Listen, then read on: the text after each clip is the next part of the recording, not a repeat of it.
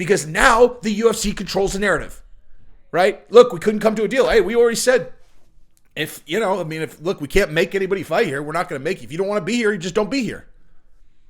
All right, so the UFC released him? Yeah, we released him. And look, man, he's scared of Jon Jones. I mean, I look at this guy. He's a big guy. But look at him. He's scared. He's obviously scared. He's scared. You're like, he's scared. He's terrified. Francis Ngannou is terrified, obviously. Look at Jon Jones right now. Jon Jones is obviously the greatest heavyweight to ever live. Jon Jones is the greatest heavyweight to ever live. Look at him. He's the greatest fighter to ever live. And look at him. He's 260 pounds. Who would want to fight him? Obviously not Francis. He's terrified. Okay, I just want to make sure. Francis Ngannou is terrified of Jon Jones. That's why he's not signing. Yes, absolutely. And we offered him a deal that would have blown the doors off of any other deal we've ever done. And he didn't take it because he's scared. I mean, that's not what he's saying. Hey, listen, would you say that you were scared? No, but that doesn't mean Francis is scared. Now, Francis Ngannou is my favorite heavyweight of all time, and I'm going to run you through a catastrophic outcome for it. I mean, catastrophic might be a little bit strong, but a big mistake that I believe he made going into this situation, which may or may not have been his fault, but which is going to impact what comes next in a negative way versus what the outcome could have been. I want to start our timeline at UFC 270. I'm going to give you a bunch of context going into that fight and then everything that happened from there till right now, where had things played out differently, this could have been, he could have been set up so incredibly well. And there are gaps in my knowledge base where I don't really know what happened, what didn't, etc. But I'm going to just run you guys through this, and that's what's going to happen. If you don't mind, super quick, please subscribe to the channel if you haven't yet and you watch my content. I say it on every single video, but I would really appreciate it if you do it. Look, it is what it is, man. Just click the button, subscribe, and then you can watch everything, and then you can join the best community in MMA YouTube. That is just what it is. So click it, and then you can comment and watch all my stuff, and then you can watch Jesse on everything also. I'll be unsuspended in about 2 days. Anyway, but don't steal my content. Just don't do it.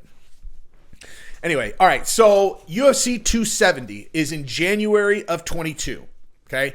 Now, going into that fight, Francis is on the last fight of his contract, okay? The contract dispute was that at this point where if Francis would have lost this fight, meaning he would have gone into free agency not holding the belt, the UFC, for 100% sure, would have made an example of him. They would have made him eat shit on his contract. Without any shred of doubt, okay? So his two outcomes, depending on the outcome here, if he beats Cyril Gane, he has this outcome, and what I mean by that is that he's a free agent, okay, while being the current heavyweight champion. He got stripped. I'm not talking about that. I'm talking about he's the real champion. There's no disputing that.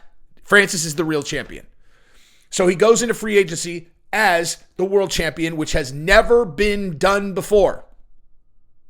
Now, someone might be able to give me an example that I'm forgetting, but as far as I know, in modern UFC, no one has ever been the reigning world champion of any division and gone into free agency unrestricted, okay? So, that's his option, or he's going to get hosed. He wins, and he was down 2-0 to Gane after the first 2 rounds. He wrestles through it, and then Dana, for the first time, doesn't even go into the octagon to put the belt on him, and that's because that was not, Francis winning that fight was not just Francis winning that fight. And again, I'm speculating, but I am pretty sure that Dana knew that he just got beat in the negotiation, and so he walks out. Or at the very least, he's pissed off that he's going to have to deal with this because he has made a very fair offer to Francis at the time before this fight, which Francis did not take, and then so he's mad that, Francis won.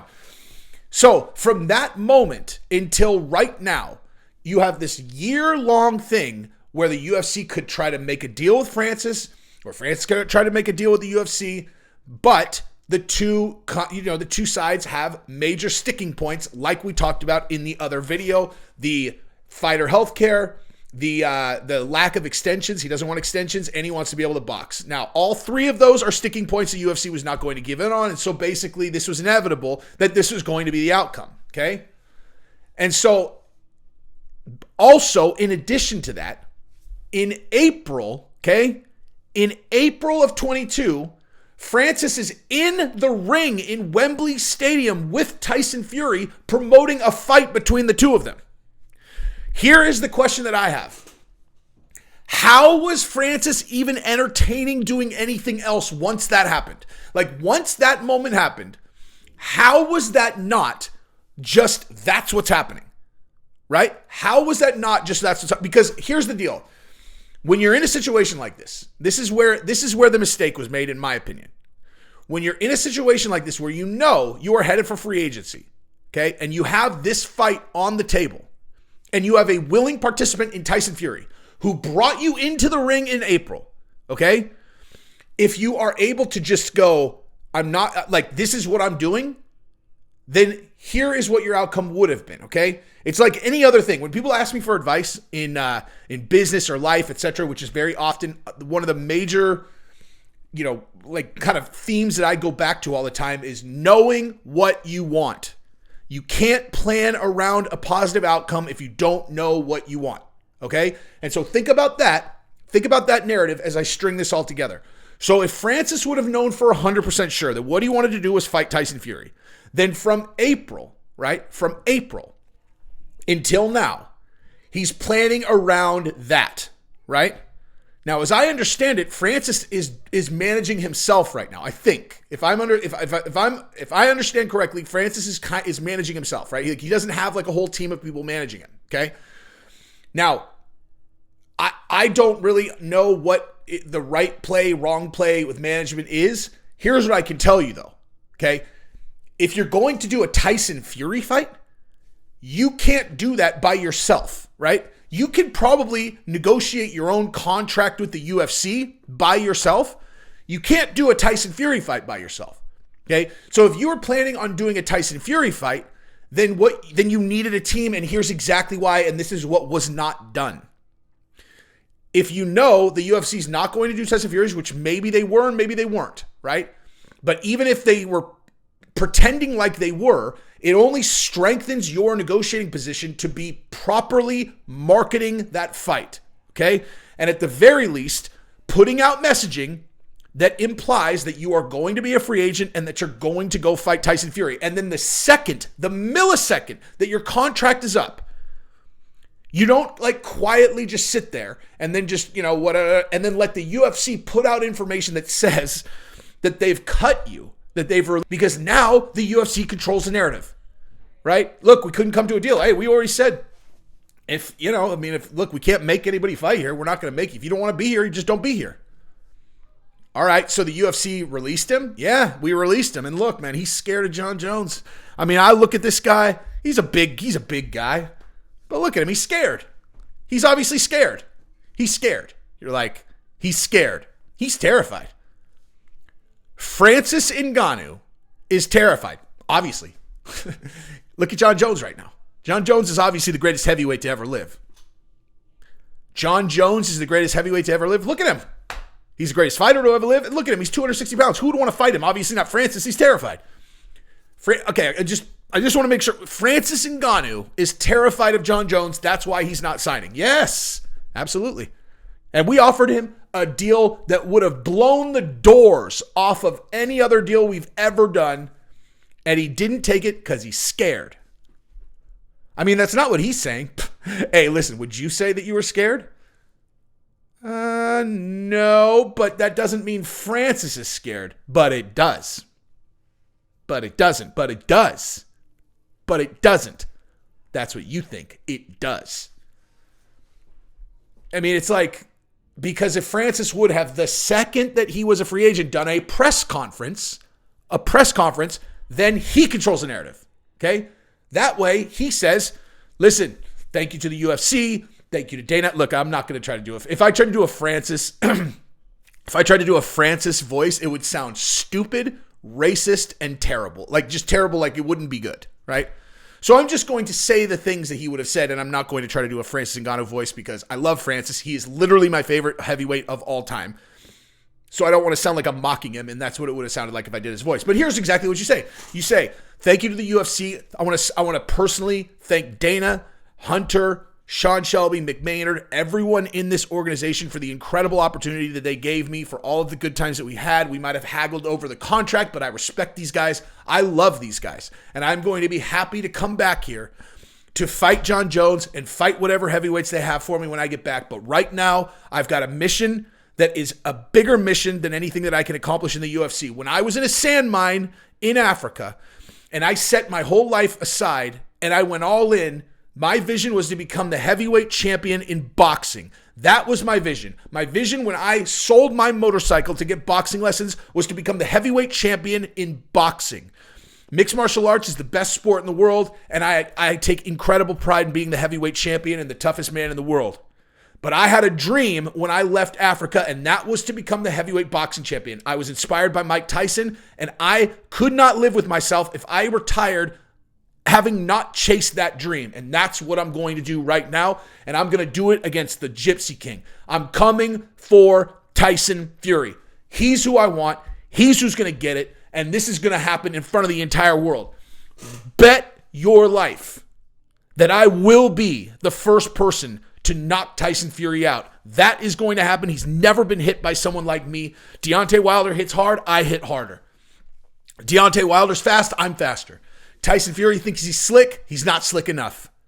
He's not slick enough. I'm coming to take what's his. I'm coming to take my destiny from an undefeated 6'9", bare knuckle, generations champions Gypsy King. I'm coming to take it. Me. I'm going to be the one that beats him. Me. In my first professional boxing match, bet that. Bet that. And when they make me a plus 2,000 underdog, it's just going to make it that much better. Do you have any idea what the odds would have been if someone would have put money on me getting to where I am now from where I was? Try plus 10 billion. Impossible. And I did it every step of the way. Each step that I took from where I was to where I am now would have been longer odds than the odds of me beating Tyson Fury. And here's the thing. Does anyone think that there's a man on earth that can absorb a shot from me to the face? You think a boxing glove is going to make that any different? Here's the thing. If a person is walking on a construction site and a crane breaks and falls on their head, do you say, hey man, how's that guy's chin? Does he have a pretty good chin? I don't think a chin is going to help someone when a crane falls on their head. I'm a fucking crane. There's no one's chin that's going to help them. I'm the crane that falls on your head. And the Gypsy King is no different than anyone else. He's not getting up. He gets up with Deontay Wilder, an incredibly inspiring moment that set up this fight right now. But guess what? I'm a fucking crane. He wouldn't be able to get up if he wanted to after that shot. So you do that. That's what you do. Instead of whatever's happening right now where the story is Francis leaving UFC because UFC released him and now there's all this confusion. Like, this should have been set up in advance. This should have been set up in advance. Because then it's hype. Okay? It's hype. And it's inspiration. You're inspired. You can't wait to see what Francis is going to do. And you're like, man, do you think he really could do it? Like, this business is about fights, but this business is about the show. It's about inspiration. It's about like people getting their hair standing up, thinking about something. Like, oh my God, I cannot wait. Because they want to see if people can do the impossible. They want to see someone take the risk of a lifetime and maybe come through, right? There's no expert on earth who is going to think that Francis can beat Tyson Fury. No one. That's why Francis has to sell them that he can. There has to be a reason that he could do it, and he has to be the one to do it. So if they would have had this all set up, they would have a huge press conference, a huge deal press conference that they would have had set up. That's why he needs a fucking team for this.